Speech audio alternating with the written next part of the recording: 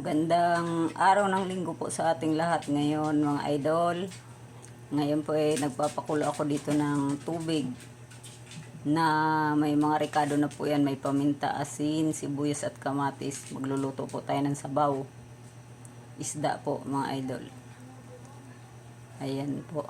Hintayin lang po natin kumulo yan bago natin ilagay dyan ang isda at ang iba pang mga rekado. Yan, pag ganyang kulong-kulo na po mga idol, lagay na natin ang ating isda. Yan po.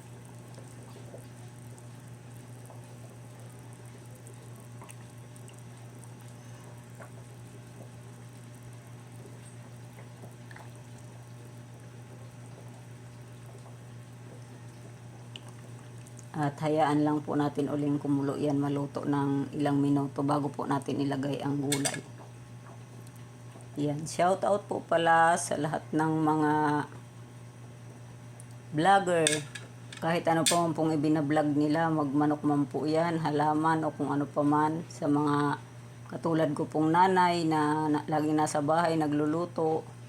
Shout out po sa inyong lahat, lalong-lalo na po sa mga OFW na nanonood po sa aking munting channel. Thank you very much po sa inyong lahat. God bless us all po. Napakalaking pasasalamat po na kahit napakaliit pa lang ng aking bahay, isinusuportahan niyo po ako. Gandang araw po sa inyo. Yan, hintayin lang po natin kumulo yan mga ilang minuto at saka po natin ilalagay ang gulay niyan. Yan, pag ganyan po mga idol, kulong-kulo na, ilagay na po natin ang talbos ng kamote. Lutong probinsya po ito mga idol. Ganito lang po kami magluto ng isda sa probinsya. Pagkatapos po niyang pakulon ulit natin, tsaka po natin yung lalagyan ng kalamansi. Ano po, ilubog-lubog lang po natin mga idol ang gulay.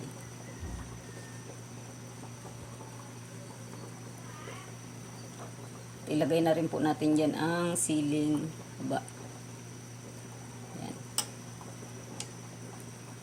Hintayin na lang po nating maluto yan mga idol na gulay bago natin lalagyan ng kalamansi.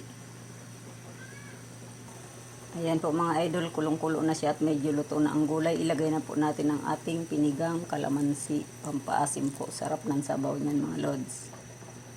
Ayan, at lagyan na rin po natin ng betchin. Yan lang po mga idol, pagluto niyan simple lang. Okay na po yan. Thanks for watching po.